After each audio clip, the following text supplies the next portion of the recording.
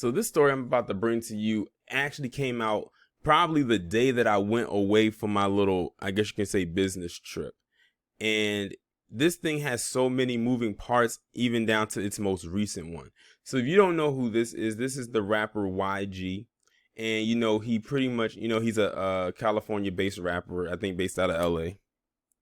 And he basically just released this new song called Meet the Flockers. And I guess in the song, it has some lyrics in there that was talking about, excuse me, Asians. And those in the Asian American community felt some type of way about it. And they spoke out against it. And they decided, we're going to push back against this to have this song, taken down. Now, the song, of course, got spread widely, mainly over YouTube through maybe the Vivo account, which is a platform that musicians use to push their videos on widely. And for a minute, YouTube was not backing down to removing the entire, not only the song, but the video itself from its platform. But then pressure continued to mount on. And then YouTube ended up buckling and taking down the entire video. Many people criticized YouTube for doing that, not because of, Asian Americans feeling some type of way by the lyrics that were in the song, but also because there are so many rap songs out here that glorify killing each other, but those songs stay up. Even when you do have some organizations out there that are against those type of lyrics and everything like that, and people have been trying for years to get the stuff removed, it falls on deaf ears because that's the narrative that they want hip hop to push. You can commit violence against your own or against each other, but the minute you even speak ill or what they perceive as speaking ill of another group, that's crossing the line. Now you've hit a wall. So the Asian American community and whatever organizations they got, they put pressure on YouTube and they took down the whole video. So the video was gone for a few days. It was not there. You cannot find it. You cannot search it anywhere. You probably couldn't even find the song. Well, now fast forward to 2 days ago, and I'm recording this on April the 8th. The song, like I said, was taken down everywhere. It was taken down on streaming, YouTube, everything. Now they have put the song back on the streaming platforms. I don't know if they put it back on YouTube, but they put it back on streaming platforms. But they have omitted the quote unquote anti-Asian lyrics. Sorry about that. But yes, they have now put the song back up there, but have omitted the lyrics. Now, I've seen a lot of black people say, well, I can't get mad at the Asian community for getting upset about this and, pushing to, have the song omit those lyrics or have the song taken down altogether. Black people should do the same. Black people, like I said, have been doing that for a long time. But like I said in the beginning of this video, they always fall on deaf ears. And because a lot of Asians have position in these companies that black people do not have, their voice gets heard more. There are not a lot of black faces in these companies. They have a lot of black employees, like YG is an employee of whatever record label he's attached to. Many people don't want to hear stuff like that, but these musicians are nothing but employees of the label. Their managers hold bigger positions than they do. And the thing is, it's not a lot of huge black execs out there. And even then, they have someone that's over them. And it's usually someone in the J-ish community.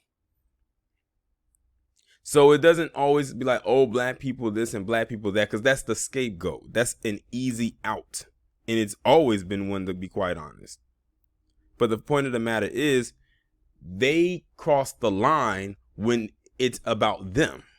And I bet you it's been so many Asian Americans who have probably rapped to a lot of lyrics and songs over the years about black people killing other black people, and they had no problem with that. But the minute that there's something to be perceived as anti-Asian, then it's a problem. And the lyric says, it says, new version edits out lyrics that encourage targeting Chinese neighborhoods for burglary. we've heard worse in songs that are talking about us. But what that one lyric right there says that talks about Chinese burglaries, now it's a problem. See, here's the thing. What he could have been saying in his song could have very well been true about the Chinese, because it sounds like he's talking about the Chinese. Could have been very well true about the Chinese, but you know, the truth hurts. No one likes to have that mirror of truth held in front of them. That thing will shatter. Bump being cracked, it would shatter into little itty bitty pieces. They are literally moving themselves even more to being a protected class than they have already been. Now they're not only trying to be protected, they're trying to be damn near invincible. And that's even more potent than being protected. But yeah, so they took they had the song up there. YouTube took it down altogether, and the song wasn't there. You couldn't find it or stream it anywhere. But then they put it out there, and they just basically omitted the lyrics from the song everywhere about what he had initially said. And you probably can't even find the original song anymore. They probably scrapped it, or they shelved it somewhere where it can't be put out there.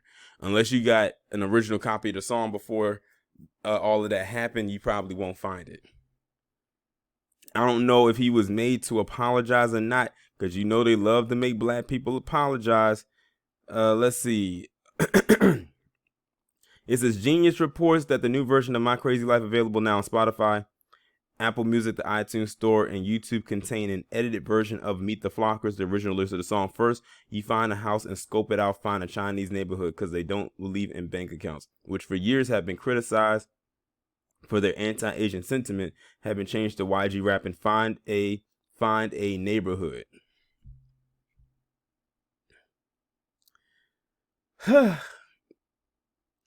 I'm telling you, they are moving their way up that privilege ladder each and every day, with each and every passing day. But yeah, they are full of it. It's so transparent at this point. It really is. But I just wanted to come on here and talk about that because, like I said, they're fine with black people talking about harming other black people, killing other black people. That's fine because you know that's par for the course. That's normal. But if you talk about any other group, even down to their own stereotypes that we know are stereotypes, then it's a problem.